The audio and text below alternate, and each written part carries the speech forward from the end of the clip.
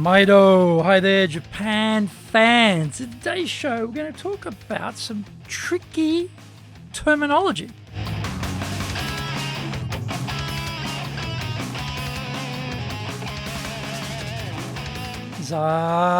Eigo desu. それでは行きましょう. So let's get going. This is the 7th year of the Sales Japan series podcast, broadcasting around the world from the Beverly Hills of Japan, Minato-ku here in downtown Tokyo. It is chic central. I'm your host, Dr. Greg Story, Dale Carnegie Tokyo franchise owner, the president of Dale Carnegie Tokyo Training, and the 3-time best-selling author of Japan Sales Mastery, which is Zaegyo in Japanese, Japan Business Mastery, and Japan Presentations Mastery in Japanese, Anata mo Purezen Tachijin. Plus, Stop Wasting Money on Training, which in Japanese is Training de Okane o Muda ni suru no wa yamimashou. And all are available on Amazon. Through this podcast, I want to help you to become a better speaker, to be 1, clear, 2, confident, 3, persuasive, and 4, highly influential with those around you. Don't forget to subscribe and share this podcast with your family, friends, and colleagues. We are not being sponsored by Libsyn, but we value your privacy, which is why we have our podcast hosted by Libsyn. Unlike many other hosting organizations, Libsyn have a strict policy that does not allow access to your private information by anyone. Here is our daily podcast lineup on Apple Podcasts. Mondays, the Cutting Edge Japan Business Show podcast. Tuesday, the Presentations Japan series, and every second Tuesday, the Business Tachijin no Oshie Show. Wednesdays, the Sales Japan series. Thursdays, the Leadership Japan series, and every second Thursday, the Business Pro Podcasto Show. Fridays, the Japan Business Mastery Show podcast, and Saturdays, Japan's top business interviews. Now, this is episode number 365, and today we're talking about the power of anecdotes when presenting. We often mix up words like metaphor and analogy, using them in the wrong context. Anecdote is another word we often use, but sometimes are not sure what it means. Basically, it is storytelling about a real incident or about a person. I was reminded of the power of the anecdote the other day when listening to a presentation to a select private group by an international captain of industry who was going through what their firm was doing globally and particularly here in Japan. As presentations go, it was mostly the inform variety with a few sprinklings of the impress dimension. That is to say, it was fairly dry, except for a couple of occasions when he related an anecdote about what they were doing and what they had found. These brief interventions lifted the whole proceedings up into the insight category of communication.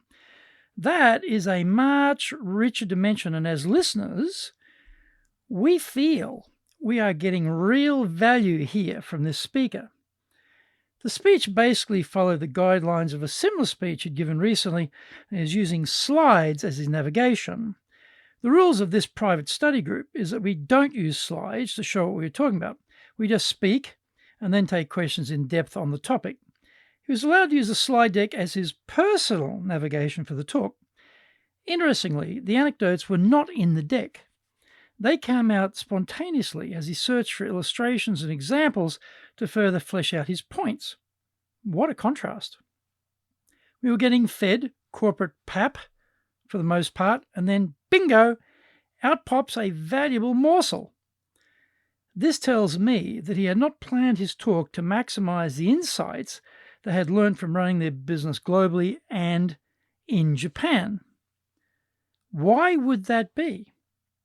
This is a very common problem with presenters.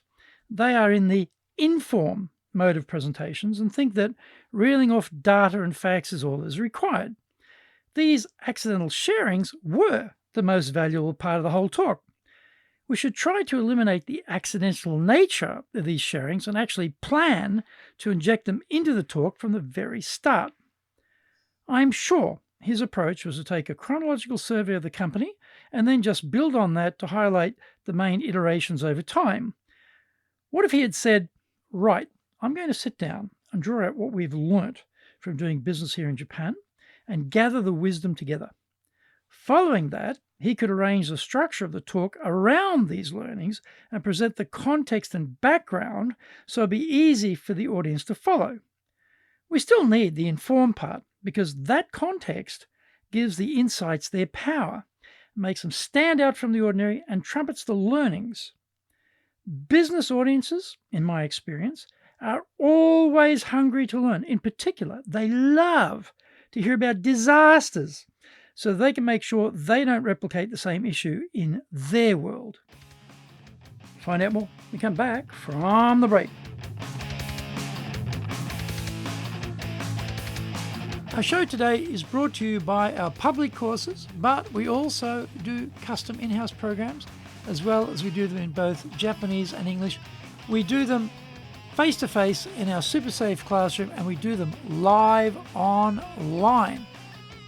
The show today is being brought to you by, on the 10th of November, we'll be doing our Leadership Training for Managers program. That'll be split over 3 days.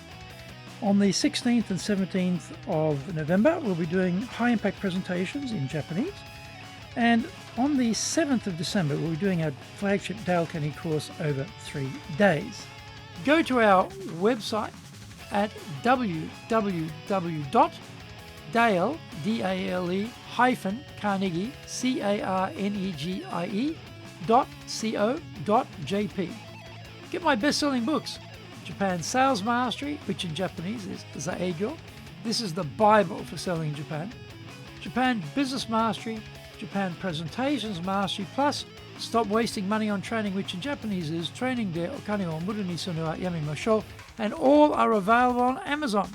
If you like learning by watching videos, we have nearly 2,000 there for you at Tokyo Japan Dale Carnegie TV on YouTube. We release 3 TV shows every week on YouTube.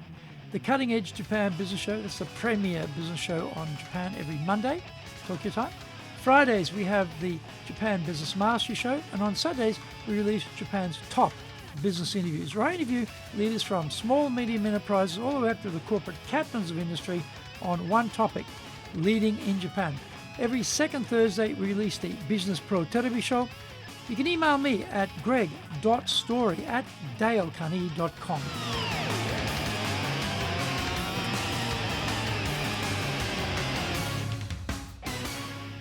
Welcome back.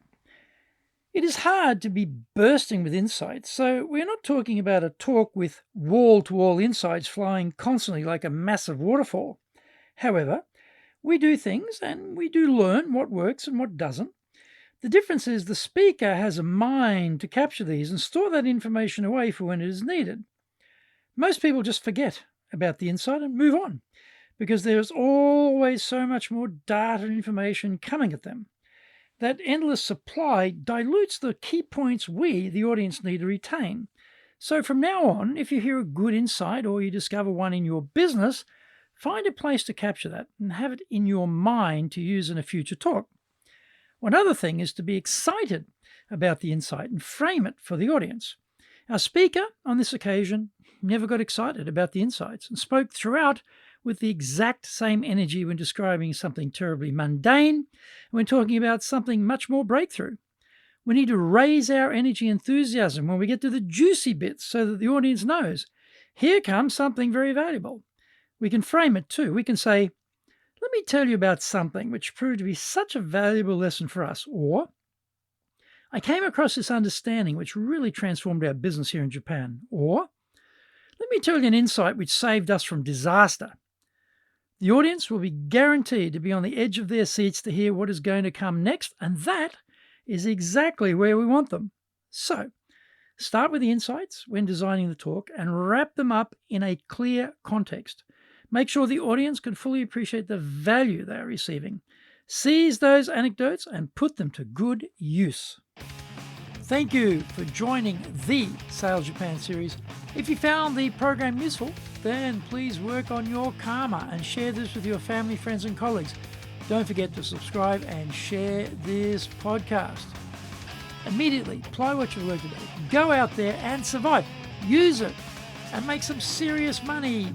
Bucks, dough, moolah, coin, dosh, lolly, reddies, smackers, earners, and bread and honey. Remember, I'm in your corner, committed to your success here in Nippon.